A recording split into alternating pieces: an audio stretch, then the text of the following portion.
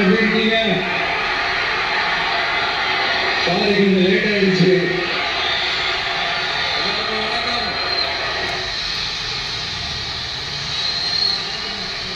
எப்படி இருக்கீங்க? வணக்கம். எல்லாரும் எப்படி இருக்கீங்க? சாரி கொஞ்சம் லேட் ஆயிடுச்சு.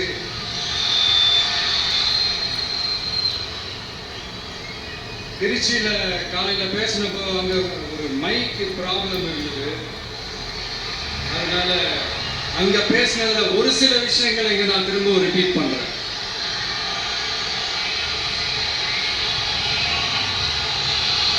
அந்த காலத்துல போருக்கு போறதுக்கு முன்னாடி போர்ல ஜெயிக்கிறதுக்காக குலதெய்வம் கோயிலுக்கு போய் சாமியை கும்பிட்டு தான் போருக்கு போவாங்களாம். அந்த மாதிரி அடுத்த வருஷம் நடக்க போற ஜனநாயக போருக்கு தயாராகிறதுக்கு முன்னாடி நம்ம மக்களை அதாங்க உங்க எல்லாரையும் பார்த்துட்டு போலான்னு வந்திருக்கிறேன். இங்க என்ன பார்க்க வந்திருக்கிற என்னுடைய அம்மாக்கள், அக்கா தங்கைகள், அண்ணன் தம்பிகள், நண்பர்கள், நண்பிகள், உங்க எல்லாரையும் பார்க்கும் போது மனசுக்குள்ள ஒண்ணுதான் தோணுது. உங்களுடைய இந்த அன்புக்காக எவ்வளவு பெரிய உயரத்தையும், எவ்வளவு பெரிய வருமானத்தையும், எவ்வளவு பெரிய வசதியையும் தூக்கி எறிஞ்சிட்டு வரலாங்க.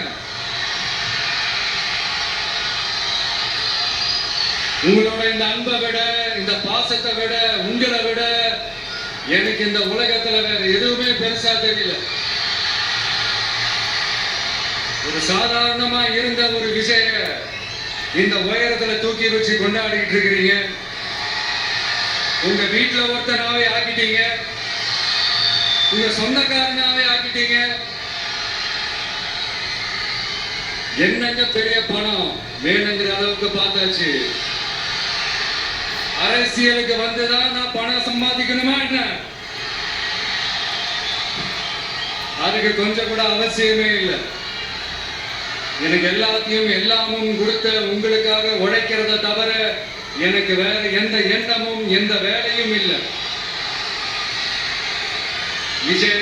விஜய் அண்ணா, விஜய் தம்பி, விஜய் தம்பி, நம்ம விஜய், நம்ம விஜய்னு என்னடா இந்த விஜய் தனியாளா இருப்பான்னு பார்த்தா எப்ப பாரு மக்கள் கடலோட மக்கள் கடலாவே இருக்கிறானேன்ட்டு இந்த எதிரிகளுக்கு எல்லாம் தெரிஞ்சவன நம்மளை பத்தி கண்ணா பண்ணா பேச ஆரம்பிச்சிருக்கிறாங்க. அதாவது நான் மரியாதையா பேசினா கூட அதை தவறா எடுத்துக்கிறாங்கன்னா பாத்துக்காங்களேன். அதனால யார் என்ன சொன்னாலும் அறிஞர் அண்ணா அவர்கள் சொன்ன அந்த பஞ்சு தான், வாழ்க வசவாளர்கள் அப்படின்னு சொல்லிட்டு போயிட்டே இருக்க வேண்டியதுதான். நான் மதுரை மாநாட்டுல உங்க எல்லாரையும் நேர்ல சந்திக்க வரேன்னு சொல்லியிருந்தேன். அப்படி இன்னைக்கு உங்களுக்காக நம்மள மேலையும் கீழையும் ரொம்ப மோசமா ஆண்டுகிட்டு இருக்கிற பாசிச பாஜக அரசையும், பாய்சன் திமுக அரசையும் கேள்வி கேட்கறதுக்காக வந்திருக்கிறேன். இந்த பாஜக அரசு நம்மள கொஞ்ச நெஞ்ச கொடுமையாக செய்து பீகார்ல 65 லட்சம் வாக்காளர்கள் ஓட்டர் லிஸ்ட்லயே காணாமா. இது என்ன பெரிய விஷயம்? இதை தாண்டி இன்னொரு விஷயம் இந்த எதிர்கட்சிகள்லாம் ரொம்ப சிம்பிளா சொல்ற மாதிரி சொல்லணும்னா ஓட்டு திருட்டு. வீட்டு நம்பர் 0ன்னு போட்டெல்லாம் ஓட்டர் ஐடி கார்டு கொடுத்துருக்காங்கன்னா பாத்துக்காங்களேன். எவ்வளவு பெரிய ஒரு மோசமான வேலைகள்லாம் அவங்க செய்யறாங்கன்னு பாத்துக்கோங்க. அடுத்து ஒன் நேஷன் ஒன் எலெக்ஷன், ஒரே நாடு ஒரே தேர்தல் 2029ல இவங்களுடைய ஆட்சி காலம் முடிய போகுதுன்றது எல்லாருக்குமே தெரிஞ்ச ஒரு விஷயம்தான். அதனால இந்த மாநில அரசுகள் எல்லாத்தையும் கலைச்சிட்டு எல்லாருக்கும் ஒட்டு மொத்தமா ஒரே நேரத்துல தேர்தல் வைக்கிற ஒரு ஐடியா. அப்பதானே ஒரே நேரத்துல இந்த தில்லு முள்ளு வேலைகள்லாம் ஈஸியா செய்ய முடியும். இதுக்கு பேர் என்னங்க? ஜனநாயக படுகொலை தானே. அடுத்து டீலிமிட்டேஷன், பார்லிமெண்ட் தொகுதிகள் மறுசீராய்வு. நம்ம சவுத் இந்தியாவை விட நார்த் இந்தியாவுக்கு அதிகமான பார்லிமெண்ட் தொகுதிகள் கிடைக்கிற மாதிரி ஒரு மோசடி வேலை ஒன்று செஞ்சுக்கிட்டு இருக்கிறாங்க. இதைத்தான் டிவிகே முதலையே எதிர்த்தோம், இப்பவும் எதிர்க்கிறோம், இனிமேலும் எதிர்ப்போம். அதனால இந்த SIR, one nation one election, delimitation, இதெல்லாம் எதிர்கட்சிகளை அடிக்கிறதுக்காக ரொம்ப ரொம்ப முக்கியமா நம்ம சவுத் இந்தியாவோட அந்த பவரை குறைக்கிறதுக்காக செய்யப்படுற ஒரு மோசடி வேலைகள். இது ஒட்டுமொத்த இந்தியாவுக்கும் பாஜக அரசு செய்யற ஒரு துரோகம். சரி, பாஜக அரசு தான் நமக்கு துரோகம் செய்யறாங்கன்னு பார்த்தா இங்க திமுக அரசு நம்மள நம்ப வச்சு ஏமாத்திக்கிட்டு இருக்கிறாங்க.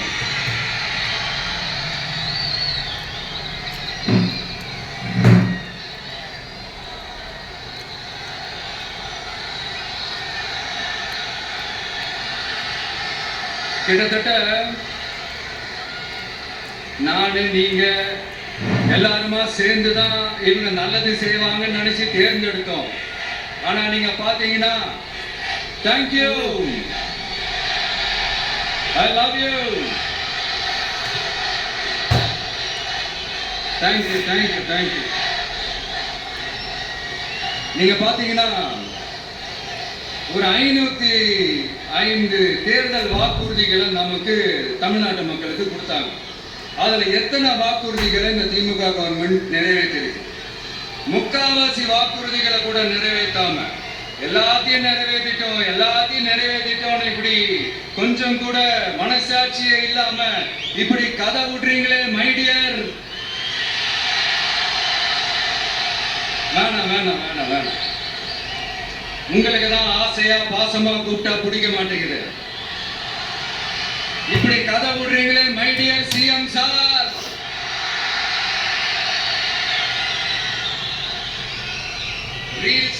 ரீல்ஸ் வேற, ரியாலிட்டி வேற நீங்களே சொல்லிட்டு இப்ப நீங்க விடுறது அம்பட்டும் ரீல்ஸ் தான்.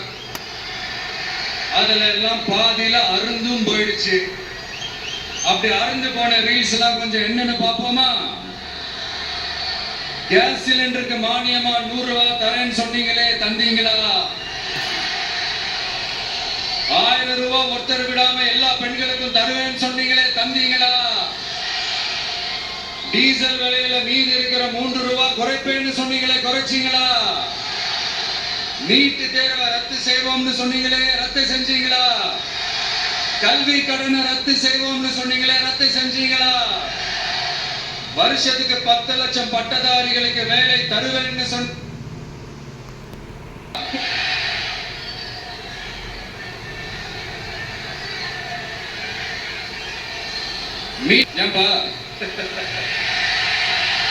மீனவர்களை பழங்குடியின பட்டியல சேர்ப்போம்னு சொன்னீங்களே, சேர்த்தீங்களா? மீனவர்களுக்கு 2 லட்சம் வீடுகள் கட்டித்தரப்படும் சொன்னீங்களே, கட்டி தந்தீங்களா? அனைத்து மீனவ கிராமங்களிலும் மீன் வளர்க்கும் தளம் அமைக்கப்படும் சொன்னீங்களே, அமைச்சு கொடுத்தீங்களா? நெசவாளர்களுக்கு கூட்டுறவு சங்கத்துல கொடுக்கிற கடனுக்கு வட்டி 12% இருந்து 8% குறைக்கப்படும் சொன்னீங்களே, குறைச்சிங்களா? ஆட்டோ ஓட்டுறவங்களுக்கு சொந்த ஆட்டோ வாங்க 10,000 மானியம் வழங்குவோம்னு சொன்னீங்களே, வழங்கினீங்களா? அரசு ஊழியர்கள் ஆசிரியர்களுக்கு ஓல்டு பென்ஷன் ஸ்கீம் கொண்டு வருவேன்னு சொன்னீங்களே, கொண்டு வந்தீங்களா? பகுதி நேர ஆசிரியர்களுக்கு பணி நிரந்தரம்னு சொன்னீங்களே, செஞ்சீங்களா? சத்துணவு மற்றும் அங்கன்வாடி பணியாளர்களுக்கு அரசு பணி உறுதின்னு சொன்னீங்களே, செஞ்சீங்களா? முதியோர் உதவித்தொகை 1500 ரூபாய் தருவேன்னு சொன்னீங்களே, தந்தீங்களா? தமிழகத்தில் இருக்கும் வேலை வாய்ப்புகள் 75% தமிழர்களுக்கு என்று சொன்னீங்களே, தந்தீங்களா? 3 லட்சத்துக்கு மேல் இருக்கிற காலி பணியிடங்கள் நிரப்பப்படும் சொன்னீங்களே, நிரப்பினீங்களா? தூய்மை பணியாளர்கள் பணி ஊதியம், ஓய்வூதியம் போன்ற கோரிக்கைகள் நிறைவேற்றப்படும் சொன்னீங்களே, நிறைவேற்றினீங்களா? மக்கள் நல பணியாளர்களாக 25,000 பெண்கள் நியமிக்கப்படுவார்கள் சொன்னீங்களே, நியமிச்சீங்களா? ரேஷன் கடையில மீண்டும் உளுந்து வழங்கப்படும் சொன்னீங்களே, கொடுத்தீங்களா? அனைத்து அரசு வேலை வாய்ப்புகளிலும் பெண்களுக்கு 40% முன்னுரிமை வழங்கப்படும் சொன்னீங்களே, கொடுத்தீங்களா? 35 வயதுக்கும் மேற்பட்ட திருமணமாக ஆதரவற்ற பெண்களுக்கு கல்வி தகுதிக்கு ஏற்ப அரசு வேலை வழங்கப்படும் சொன்னீங்களே, வழங்கினீங்களா? வகுப்பு வாரியத்தின் கோரிக்கைகள் பரிசீலிக்கப்பட்டு மேற்கொள்ளப்படும் சொன்னீங்களே, செஞ்சீங்களா? அரசு வீட்டு வசதி மற்றும் குடிசை மாற்று வாரிய வீடுகளில் மாற்றுத்திறனாளிக்கு ஒதுக்கீடு செய்யப்படும் சொன்னீங்களே, செஞ்சீங்களா? இலங்கை தமிழர்களை காப்பாற்ற ஒரே தீர்வு பொது வாக்கெடுப்பதை அதை நடத்த வலியுறுத்துவோம்னு சொன்னீங்களே, செஞ்சீங்களா? இப்படியே நம்ம கேள்வி கேட்டுக்கிட்டே இருக்க வேண்டியதுதான். இவங்க கிட்ட இருந்து எந்த பதிலும் வரப்போறது இல்ல. ஏன்னா இருந்தாதானே. அதனால நான் உங்களை கேட்கிறேன், செய்வோம் செய்வோம் செய்வோம் செய்வோம்னு சொன்னாங்களே, செஞ்சாங்களா? சத்தமா சத்தமா? மை டியர், வேணாம் வேணாம் வேணாம். அப்படி கூப்பிட்டா, ஆசையா பாசமா கூப்பிட்டா உங்களுக்கு பிடிக்க மாட்டேங்குது. அதனால கேக்குதா மை டியர் சிஎம் சார்? அவங்க பண்றது துரோகம்னா நீங்க பண்றது நம்பிக்கை மோசடி. இது ரெண்டுமே ஒண்ணுதான், ரெண்டுமே ஏமாத்து வேலைதான், இது ரெண்டுமே ஜனநாயக குற்றம் தான். இப்படி ஏமாத்துறதுல இவங்க ரெண்டு பேருமே ஒரே வகையறாதான்.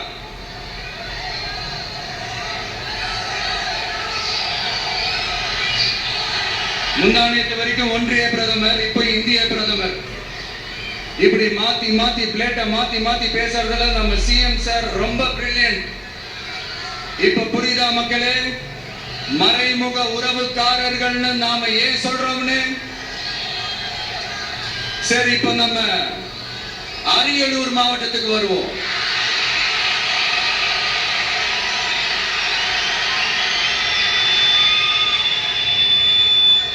தமிழகத்தோட வறட்சியான மாவட்டங்கள முதல் வரிசையில காலங்காலமா இருக்கிற மாவட்டம் தான் நம்ம அரியலூர் மாவட்டம். சிமெண்ட் உற்பத்தியும் முந்திரி உற்பத்தியும் நடக்குது. பட்டாசு தொழிலும் கொஞ்சம் நடக்குது. ஆனா இங்க இருக்கிற இந்த தொழிலையாவது மேம்படுத்தலாம்னு இந்த கவர்மெண்ட் ஏதாவது யோசிக்குதான்னு கேட்டா ஜீரோ தான். சிமெண்ட் ஆலைகளால ஏற்படுற மாசுபாட்டுல இருந்து மக்களை பாதுகாக்க என்ன நடவடிக்கை எடுக்கப்பட்டிருக்குன்னு தெரியல. யுனெஸ்கோவோட உலக மரபு சின்னமாக அறிவிக்கப்பட்ட கங்கை கொண்ட சோழபுரம் கோயிலை முறையாக பராமரிக்கணும். ஜெயங்கொண்டத்தில் ராஜேந்திர சோழனுக்கு மணிமண்டபம் அமைக்கலையே ஏன்?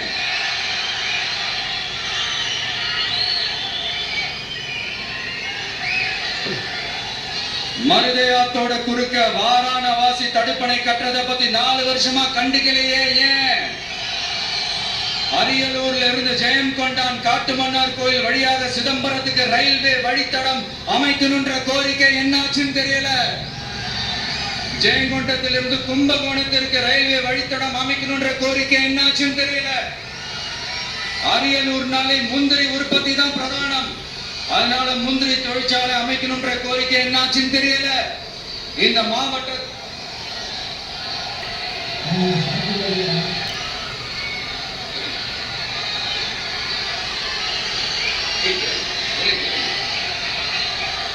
come here, please here. So, right, please.